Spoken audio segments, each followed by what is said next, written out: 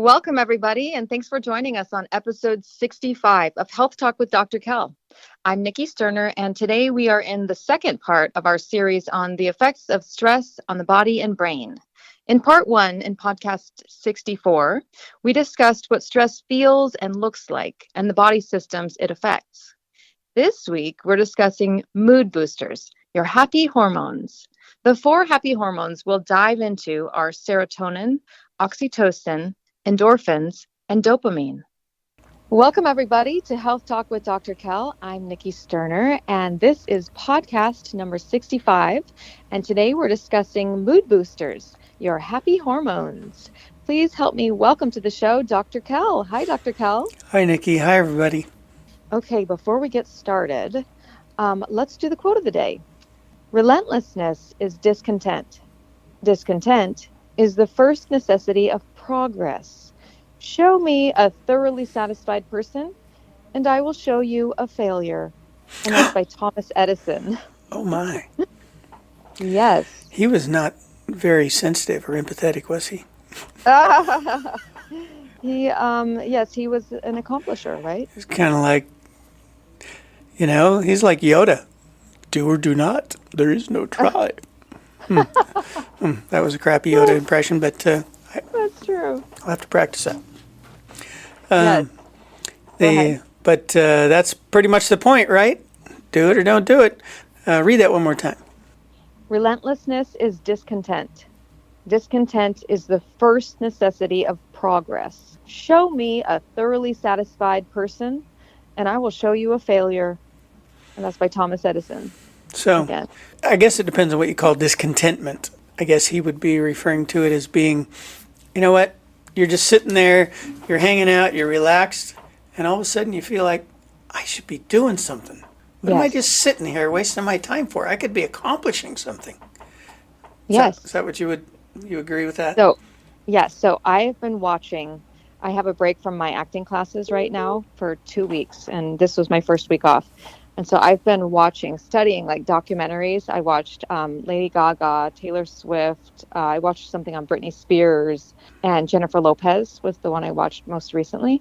And it is amazing the level of, you could call it discontent, but I would call it more just the drive within them to show the world that they like their worth. Basically, they're looking to, the audience for applause. That's where they find their self-value, is in their self-value. People thinking they're wonderful.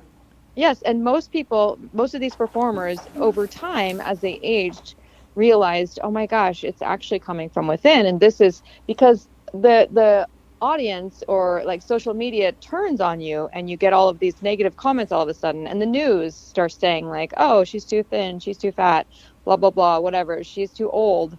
And they're like, no, I'm not done yet. I still like have all of this creative juice flowing through me, and I want to perform. And so they are like machines, man. They just keep going, wanting to prove, something to someone, to the world, to share their voice. Like, I was amazed at the level that they take it to. It's incredible. It's extreme. Extreme, yeah. But let's talk about that a little bit, because today we're talking about mood boosters, your happy hormones. That ties right in because, let's look at it for a second on both sides. So last week we talked about stress and what it does to your body, how the adrenaline and the cortisol kick in and cause that tightening of the muscles and just your organs, your whole system. If too much of it, too prolonged, will injure you, and physically, and lead to depression and all kinds of health problems, etc. So today we're talking about these happy hormones and finding that place, that area in your mind where you're calm and at peace. That's really what we're looking for. I'm glad we brought this up about that quote by Thomas Edison, because I call it the itch, and I think others do too. Just that itch to, and I get that way too. There are times where I'm just exhausted and I'll lay down and I just got to watch a movie. And to me, a movie is like a drug. I have to be careful which movies I watch, because if I'm already exhausted and I go watch a real action-packed movie, I'm even more exhausted afterwards. But and that's back to the adrenaline cortisol all being boosted even more because of how you're feeling during the movie. What's really the best to watch if you're going to watch TV and really find a relaxing boosting of your good hormones, and those are comedies. Laughing is just on the top of the list with boosting your endorphins, which are one of the 4 feel-good hormones we're going to talk about today. Any other comments there about that, Nikki? Yeah, it's funny because mood boosting, I was thinking like, after watching the different variety of entertainers, certain entertainers like Lady Gaga, she doesn't smoke anymore, but I was disappointed on the documentary. She smoked a lot. And I was like, oh my gosh, I didn't know that. That's so disappointing. But like 2 years ago, she stopped smoking cold turkey. But also, like Britney Spears in the documentary, they were talking about her conservatorship and like how her dad had full rights and control over her body. So like she was medicated with, mood altering medicine prescriptions. And at one point he was unhappy because she wasn't wanting to work. She needed a break. And so he put her on lithium. And she was unhappy because she was used to her typical prescription drugs. Wow. I was excited to see also Lady Gaga, when she would get like body aches from the stress, like really debilitating. And so she had like a massage therapist or someone who would, was there performing relief on her whenever she needed it. But like Taylor Swift and Jennifer Lopez were more healthy, like health conscious, in that they didn't do drugs. They didn't take prescriptions that I could see.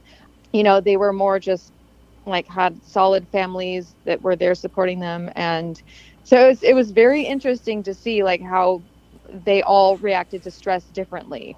And you can see it in the way they look, the way they appear. I mean, look at Jennifer Lopez and Taylor Swift. I mean, they just, okay, some of them maybe makeup and they may have a good plastic surgeon, I don't know, but they just tend to have an air about them of health. Yeah, of better health and wellness than the others that you talked about.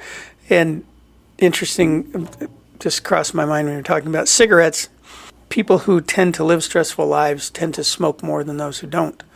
And because the cigarette, ironically, I mean, I look at my mother. She smoked cigarettes for 40 years, finally quit because they told her she was getting emphysema.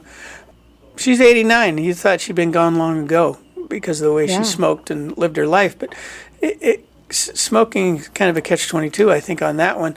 The smoking itself causes problems with your body and decay within your system and activation of the immune system. However, people who smoke use that as a tool to de-stress, because while they're smoking, they feel calmer, even though it actually increases your heart rate.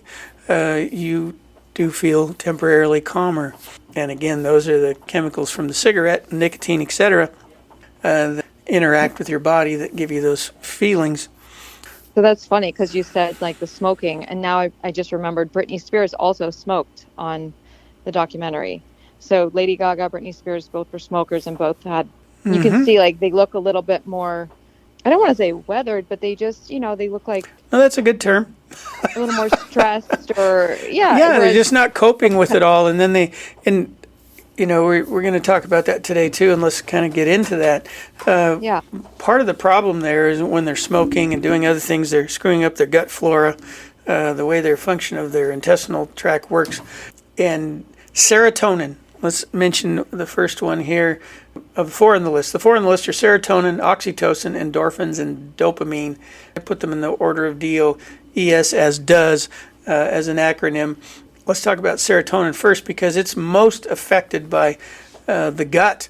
It really is the happy hormone in the sense of people dealing with depression will find, and I recommend this to anybody listening today or in the future, that as you consider the things you're putting into your mouth and you consider whether you're a happy person or a depressed person, consider this, that 95% of your serotonin is created by your gut. The cells that line your gut, along with the flora inside your gut, they work in combination to produce serotonin, and that serotonin goes into the nervous system at the gut and goes to your brain. So it moves through the nervous system to your brain, and it also, some of it goes into, of course, the blood stream and then travels around in the body as well. But it can immediately have an effect on how you feel in your brain because of what you're eating and the way your food's being digested and the function of those cells in your gut. If you're eating like crap, those cells become sick, and so they don't function as well. And the bacteria, the good bacteria that's in there from the crappy food you're eating, all that crappy food, the sugary foods, the processed foods, all those foods feed the bad bacteria. And the good bacteria don't like those things. The good bacteria, they want the veggies, the leafy greens, and the good fruits and the good proteins.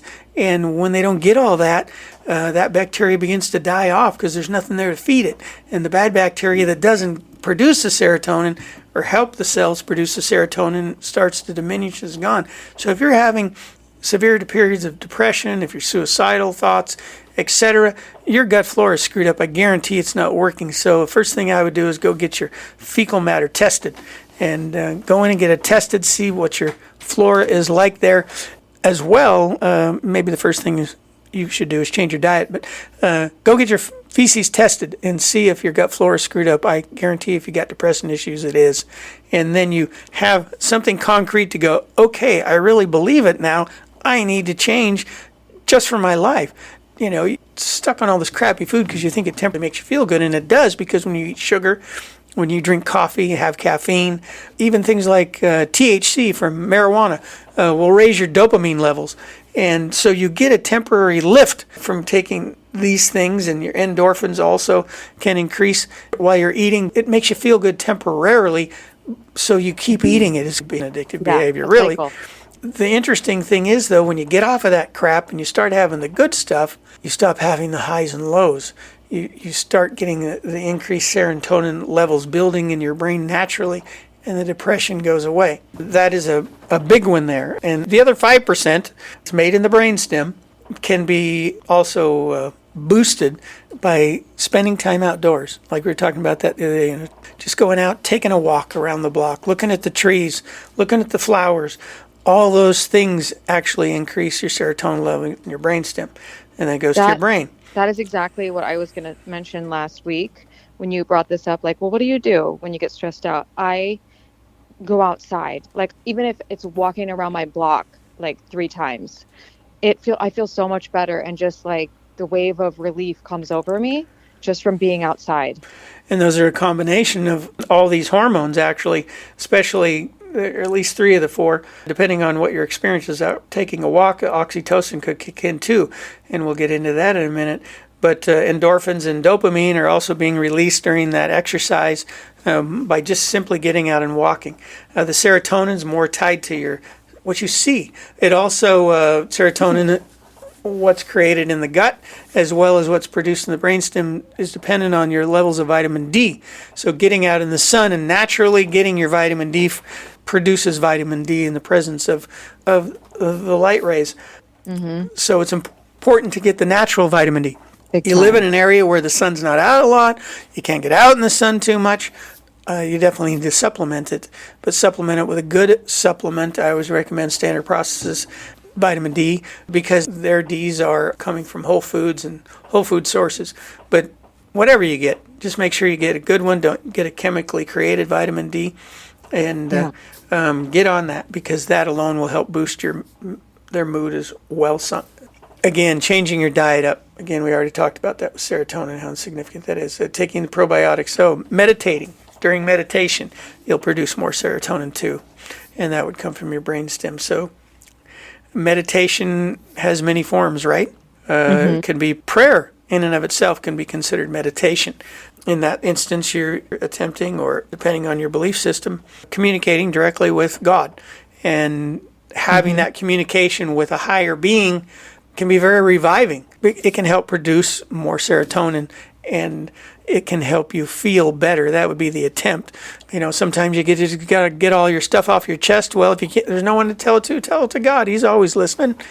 And or if you're feeling good and you just want to spend some time communicating, your life with him, tell him about you and what's going on in your life, good and bad, asking him for things, asking a higher power to help you, to improve your life, to improve on your existence, to cope with your problems better. That in and of itself produces more serotonin and you start feeling better. It also increases your endorphin levels. And so it doesn't have to be prayer. Just sit it down, Eastern meditation is just saying mantra words. And those words are tied to your chakras. And so just repeating those words over and over again is a way to focus your energy on something, and that increases your serotonin levels. Other ways, what other forms of meditation do you know of, Nikki? Yeah, I was thinking, even when I'm like grateful, sometimes I'll talk to God about that. And like you said, when I'm struggling with something, I definitely turn to him and pray about, please show me this, or brings people into my life that can help me move forward in this, or all of that. And sometimes I really feel connected and other times not as much. And so it just depends, I think, on my stress levels. So maybe I need to meditate more beforehand, or... I think as in a formal type of meditation where you're just sitting there focusing on a thought, there's different ways to meditate. You can focus on events. You can do what I call part of self-hypnosis. Self-hypnosis is a form of meditation, which I teach to my patients too.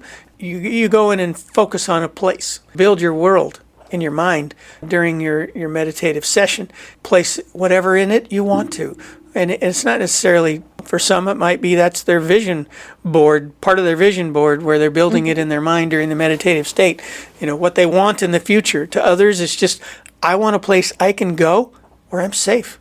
And I don't have to feel any stress or be worried or concerned about any of that.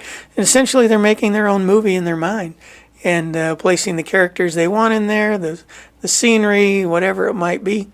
And that can be a form of nice meditation. It's just basically taking you into a state of relaxation, which then produces the serotonin release, which makes you feel good and appreciative. You say sometimes you pray and afterwards you feel really good, and other times maybe not so much. Or during the prayer, you may be feeling in different ways. And again, it's connected to, it's funny for me when I think about the mind and what goes on in our mind, and it's hard for me sometimes not to think we're just a jumble of chemicals going on there, chemical reactions, and they're all interactive with, the bugs inside of us, as well as all the other things going on, all the cells throughout our body, our brain, everything just interacting, and that's becomes our thoughts and our reactions to experiences and the way we do everything. When you're in a circumstance where you do something and 1 minute you're like, I did that, wow, I feel so great about it and good. And then another time I do that and I'm like, that wasn't quite as fun as it was the last time. What's happening? The mood boosting chemicals aren't hitting. Those hormones aren't being released in that circumstance or situation. You've still got junk kind of hanging you down, which is pulling down that production of serotonin and still keeping the cortisol and mild adrenaline releases going. So you haven't totally subdued it. When I would say to somebody that if they don't feel that way, take a break, come back to it later, or change up the way they're being. Stop praying, maybe do like what I'm talking about with the self-hypnosis, look up the chakras. People get hung up about, I'm praying to a different God or doing something different. No, if you really look at the way meditation goes with Eastern religions, and really the chakras are just about energy centers in your body and how that energy flow gets out of balance. And so by sitting down and meditating on it, each chakra has a given word tied to it. By repeating that word over and over again, they believe that energy within that chakra then becomes more balanced, and then you feel better. And so what's happening when you're doing that same thing, you're increasing your happy hormones are being released, and you feel calmer, and you feel better, and you feel happier, and you feel like you're in the place you want to be. So the whole goal here of this podcast is to get people to what we talked about before. First, recognize when they're feeling those stressors, and then create a routine based on the understanding of these hormones so they can use them and apply them in their life so that they feel better no matter what's going on. So I remember we did a podcast on chakras, Yes. and I had a few things to add to what we were talking about right now. You asked like, what do you do to meditate and talk to God and all of that? And there's an app. It used to be called the Hay House app because Hay House is a publisher that does a lot of uplifting and meditative and that kind of stuff.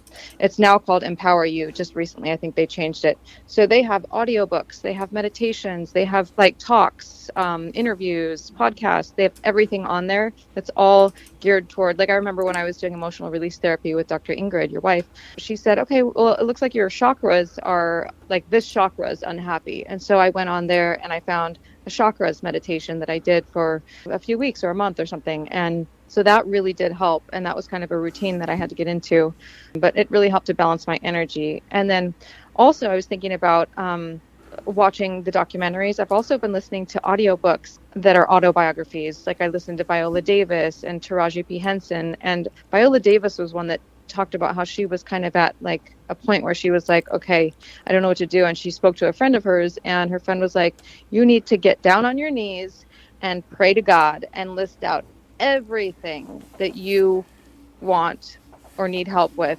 and all the way down to all the nitty gritty details that you don't think are important, but you just need to speak it to him. And so she did that. And a few weeks later, she met her husband now. And it was everything from like an ex-football player to like a Southern country boy. And this guy just showed up, which is, pretty It's miraculous. kind of like stuff sometimes just good things just start happening in your life after you Yeah. get yourself more balanced, don't they? Yeah. And Taraji P. Henson was a really great autobiography also. She was just such a character, and the way she talked and just what she's gone through. And so just, listening to stories of inspiration, I think Awesome. sometimes can really kind of lift you out of. And again, if we back to the brain level, listening to those things, if you connect with what they're saying, you're going to Yeah. get an increase in serotonin levels. You're going to get an increase in your endorphin levels, and you're going to feel better just at that moment. I mean, look, go back for a second to, we talked about the entertainers and how they were just after that constant high. Well, why? Because they got this massive chemical release in their brain while they're singing that song or performing their part, whatever they're doing. I think all those were musicians, weren't they, or vocalists and things. Yep. So they're on this high when they're singing, and there's no greater high being out there for a lot of people. It's like for a moment you're on top of the world. And so all these happy chemicals are just flying everywhere. They're dancing and singing, and it's basically all four of these happy hormones are just on fire when someone's in that moment.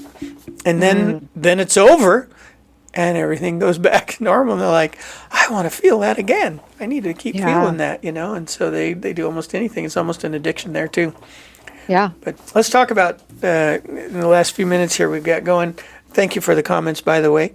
And people, I hope you remember those names and look up all that information Nikki shared. I think we covered serotonin pretty well, unless you had a question about that. No, that one's great. Eat the right foods, heal your gut, get yourself checked out if you've got depression problems, on medications, things like that. Fecal matter tested. Enterococcus and Pseudomonas. Those two are the important ones. Those are the ones you want a lot of, because those two interact with the enterochromaffin cells. Probably is the right way to pronounce that. Those interact with the Enterococcus and the Pseudomonas bacteria to create more serotonin. Okay, endorphins. Endorphins. They, how many times can I say endorphins? Those are so important and significant to us, and we're getting those every day. Number one thing you can do to boost your endorphins is to laugh. I recall from the show or the movie, the book, The Secret, which talks about how you achieve things in life, how you can accomplish your goals of just about anything you want if you just believe it, and you can make it happen, and it can come from it all starts in your mind. But one of the women in there had cancer, and she said one of the things that she focused on, and she did nothing. She had no chemotherapy, nothing else. She didn't even go out of her way. At least she didn't mention her diet, but she said that she just believed, this is going to disappear. She envisioned herself, her body eating up the cancer inside of her. But the significant part of what we're talking about now is she watched funny movies all the time. She said she was constantly focused on seeing and reading humorous things. and felt that was a big part of her healing process. And I can definitely say that I believe cancer, along with all the other illnesses out there, start with stress. And that stress affects the immune system, and the immune system decline then allows things like cancer to develop and causing mutations in your cells as they reproduce. So what she was doing, she was increasing those endorphin levels. She was just in the process she was following. She was reducing her inflammation within inside of her body. She was boosting her immune system. When these happy hormones are inside your immune system is boosted and improved. So you want to do things to boost these things and help them. So endorphins, laughing. Everyone will like this one. Eating dark chocolate boosts your endorphins. Now, I'm not necessarily in agreement. It says watching dramas on TV can boost your endorphins, but oftentimes if you're watching, it depends on the drama. I suppose if it's an action drama, you're going to get also adrenaline releases. So, but if you're watching just a simple drama with not a huge amount of action in it, those tend to bore me and I tend to fall asleep. Ingrid likes to watch those, and I watch them with her so we can spend time together. But anyway, that's supposed to induce your endorphin levels. What makes you cry, Nikki, when you're watching a movie? It's usually like a tender moment between two characters. Yeah. And that hormone, that happy hormone, is oxytocin. And so getting an oxytocin feeling from that. Do you ever watch a movie and feel more cuddly with your spouse? Well, we sit in different chairs, so. Nikki, you need to get a couch. Sorry. You need to get a couch. You need that oxytocin boost. We all need oxytocin. You're not getting enough oxytocin sitting in separate chairs. You're comfortable now. You're calm and you're comfortable because you're... Recliners, Yeah. But at least hold hands. Just holding hands will boost your oxytocin levels. Let's see, any more on the endorphins? Oh, stretching. Getting up and stretching will increase your endorphin levels. So standing up, doing some stretching, that will increase your endorphin levels as well. So mild exercise and stretching will increase your endorphin levels. Heavy extreme exercise is not recommended because then you kick in the adrenaline, and in some cases, if you're too extreme, you can kick in cortisol as well. Mild exercise and stretching is always good. Taking walks, those kinds of things. That's for the endorphins? That's for the endorphins. Let's talk a little bit about oxytocin, since we mentioned it previously. Oxytocin is the love hormone, the mood-boosting love hormone. So physical touch can cause an oxytocin release. If you're touching someone you want to touch, if you're or giving a hug to somebody, high fives, fist pumps, shaking hands, all those things actually increase oxytocin levels. You can increase them even more significantly, and this often has part to do to the reproductive process of all creatures on the earth, and that is that you're encouraged to along the process. So for instance, in a relationship where two people are getting physical with each other, the more physical they get, the more oxytocin is released. And so there's kind of why you keep going. and why people get to, that's why the parents try to keep their kids from being alone too long, because it can lead to new family members, and maybe not necessarily always wanted new family members. Yeah, early. But coming sooner than expected. So anyway, that's oxytocin. It's also released. You get some oxytocin release during massage. Again, you're being touched. Yoga, they say doing yoga moves, and that that sounds more like endorphins as well. By the way, I think I mentioned that before. Endorphins are released during a chiropractic adjustment, as well as oxytocin. You're being touched. Interesting, though, the research shows that if someone touches you that you don't like or don't want to be touched by them, and some people don't like to be touched. And I think their system or cycle of the happy hormones, especially oxytocin, is messed up. Something's happened. Sometimes a stressor event occurred in their life that doesn't want anybody to touch them. It's like their reverse occurrence. They're not getting oxytocin. In fact, they're probably getting cortisol and adrenaline release during the touch because of a traumatic event or something that must have happened when they were young or sometime in their life, or a series of events. PTSD kind of stuff. Some of the certain percentage they don't want to be touched. People are in those situations. That's where they need the emotional therapy so they can restore that actual process of of getting that oxytocin release when they're connected with other people. Oxytocin doesn't exist on a useful level unless you're interacting with other human beings. There you go. Get out, interact, stop being cold and distant, and smile at people, and don't be afraid. I think people are always afraid that if they're too friendly to people, it just complicates their life even more, which in some cases it is probably true. But anyway, don't stop doing that. It's important to your health and your well-being. Last of all, dopamine. Dr. Kell, can I ask you? Yeah. When you said what makes you cry, was that the oxytocin or the endorphins? The oxytocin. Okay, that's what I thought. Okay, thank you. That would be more connected to that emotional response. Think about it. When you're getting intimate, you have a feeling of euphoria almost, right? Mm-hmm. And crying can have the euphoric effect, although some people, it actually can be different depending on, actors they say think of an event, a sad event or whatever it might have been that caused you to cry. Do you do that to cry? Can you just make yourself cry without thinking anything? I haven't really been on set to where I had to cry, but yeah, like in class, you just kind of put yourself in a sad situation. You think of something. Yeah. So, but you cry for different reasons. Some people cry because they're really, really happy. They're just on this happy high, and whatever that experience might, the birth of a baby or whatever it might be. Yeah, I would say crying more on the happy side would be related to the oxytocin. If you're thinking about a sad event, which makes you emotional, again, you're kind of on the edge of your hormones, feeling that you're really kind of getting a pull down of emotions. You tend to feel, what do you feel when you feel sad? What do you mean? What's going on inside you? What are the sensations? I don't know. What is going on inside when you're sad? Well, I think when I feel sad, I tend to feel it in my chest and my stomach. If I'm really sad or feeling sorrow, kind of almost can be achy inside. That's true. Like a heartache, like your heart hurts. Mm-hmm.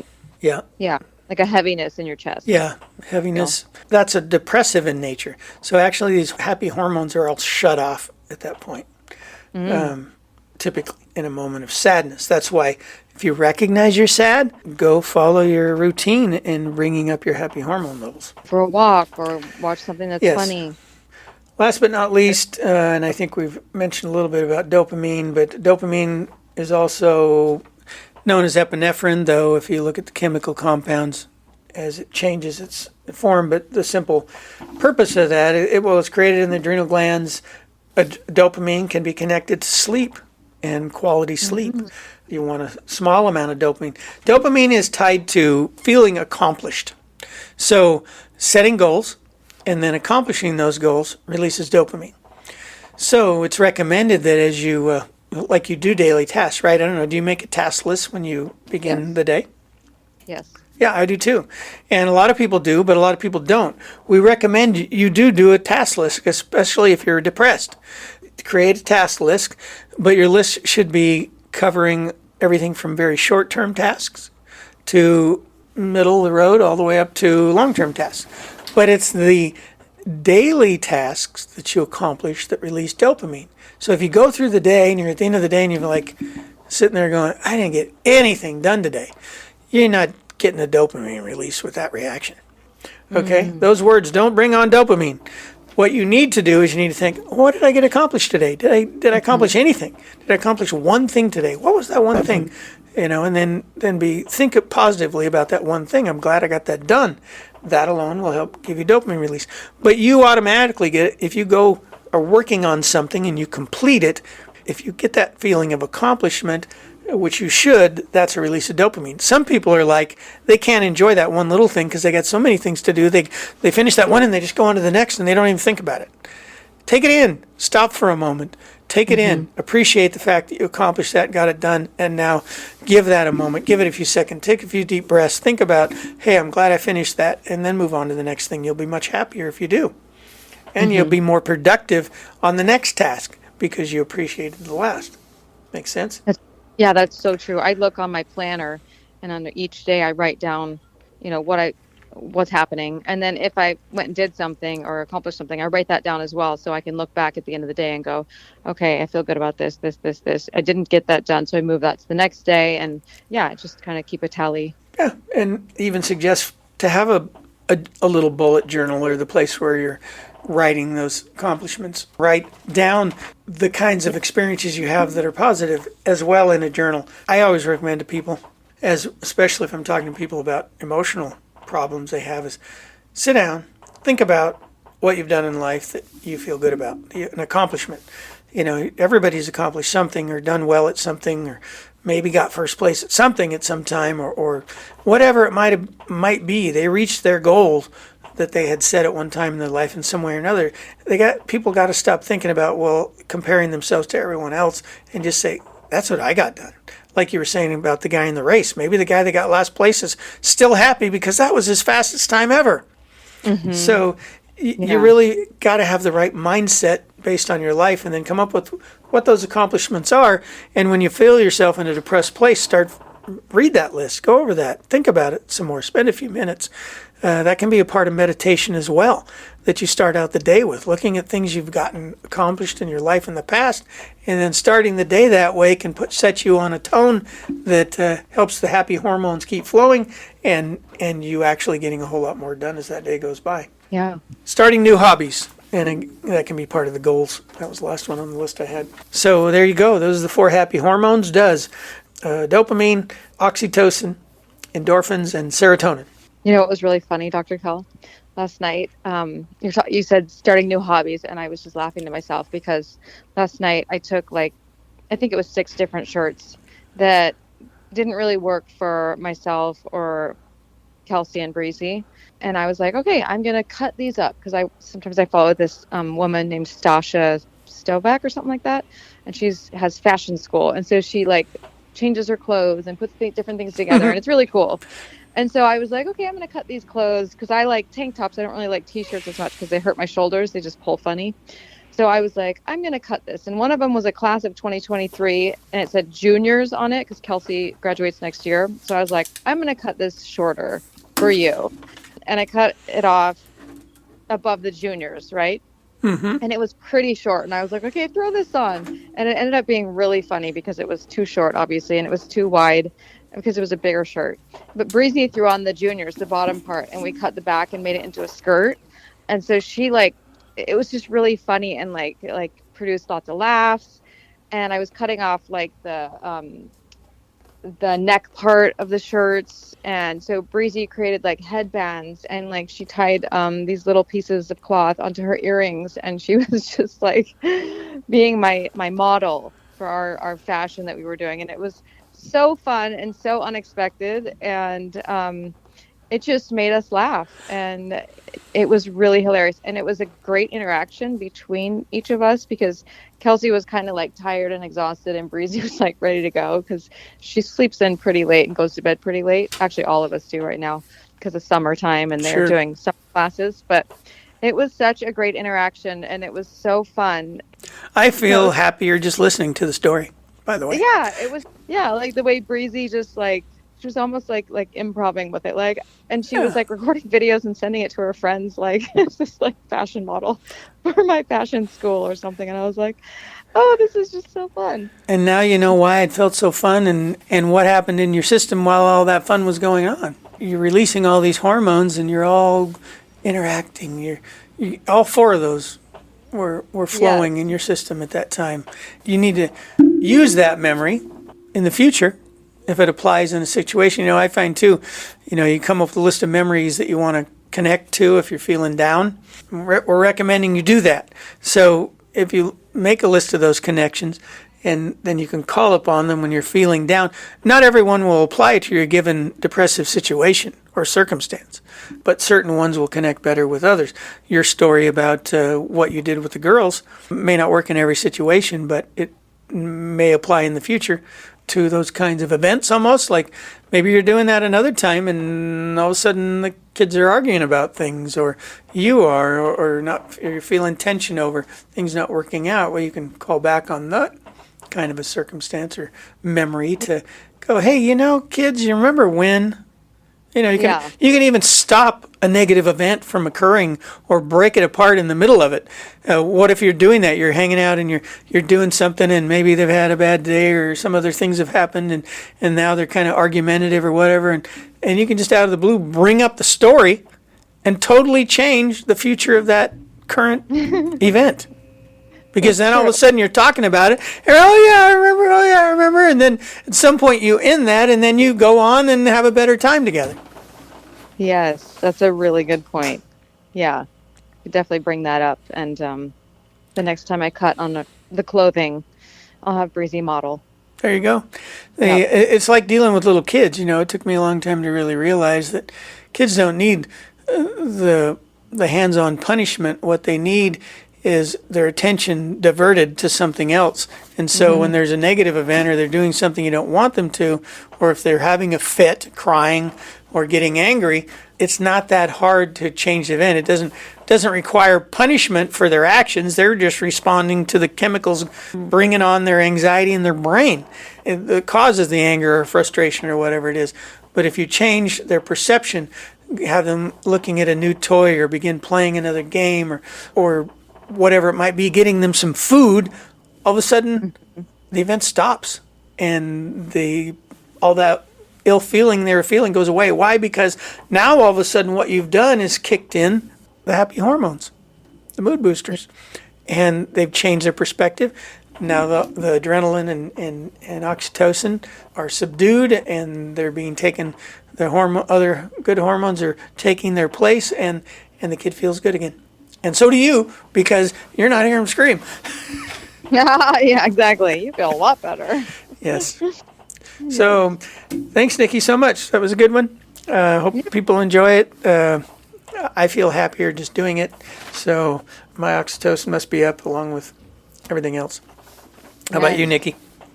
Yeah, that was just lots of really good information about the 4 different hormones and how they're affected. I didn't realize that endorphins are boosted by laughing. I didn't know oxytocin was, more like the love hormone. Yes. Serotonin, I have heard a lot. Serotonin's often in the news connected to the gut, so that makes total sense. I didn't realize that when I walk outside, that the time outdoors is that other 5%, and the vitamin D is serotonin, creates serotonin. Mm-hmm. And then the task list, that makes sense, because every night I'm always like, what did I do? And then you go to bed feeling a little better too, that you've checked off things.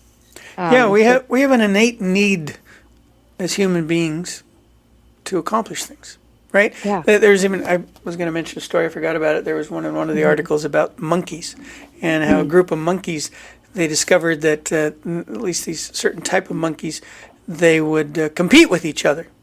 And I've always thought, I've always had an issue with competition, always feeling sometimes like the problem with competition is people have to, somebody gets to be the winner and the rest are losers. And so you got a whole lot of people feeling crappy about themselves and one person feeling good about themselves. And of course, we've discussed today, maybe that's not always the case, depending on the perspective of those that didn't take first place. And also the perspective of the one that takes first place maybe not always be what we assume. Okay, I guess we can finish. All right. Well, thank you so much. That was wonderful, Dr. Kell. I'm always looking for ways to boost my mood, because I'm very sensitive and affected by different things. My mood is often all over the place. And so this is very helpful. Just learning about the foods that you can eat to help with, feeling better. This is really helpful for your hormones, learning what to do. Let me end just one thing. You want to feel better when you don't feel good, do one of these 4 things or all 4 of them. Go hold someone's hand for a moment, or something physical like that. Go outside and look at nature. Eat a piece of chocolate, or go laugh at something, or do light exercise to get those endorphins running. And lastly, make a goal and complete a task, and a short one on a daily basis, and helping you feel good about life. Those are simple things you can accomplish. I mean, I think everybody can eat chocolate. But yeah, completing a task, going outside is super simple and super helpful. And if you have someone you can hold hands with or hug. Yeah. Now, ladies, don't go telling your husband that I said you could have a whole, an entire chocolate bar 3 times a day to feel better. Yes, you did. You said we could. So, anyway, there you go. All right. Well, thank you, Dr. Kell. That was a great class. Again, Professor Kell. Thanks for listening, everyone. We hope that you enjoyed this as much as we enjoyed it. We look forward to seeing you again next week. Anything from you, Dr. Kell? No, just reminding people if you have questions, just send it to our email. And following the podcast, we list information about our website, sponsors, and how you can email us, etc. Wonderful. Thanks, everyone. Bye-bye. Bye-bye. For questions or comments, please email us at healthtalkwithdrkel@gmail.com. That's DRKELL@gmail.com. You'll find the lowest prices on standard process whole food supplements at holistichealth.standardprocess.com. As always, we recommend you seek nutritional advice from a qualified healthcare professional before starting a supplement program. And for natural and organic health and hygiene products, see our sponsor's website at oceanbaynaturals.com. While we make every effort to broadcast correct information, we are still learning. We will double-check all facts, but realize that medicine is a constantly changing science and art.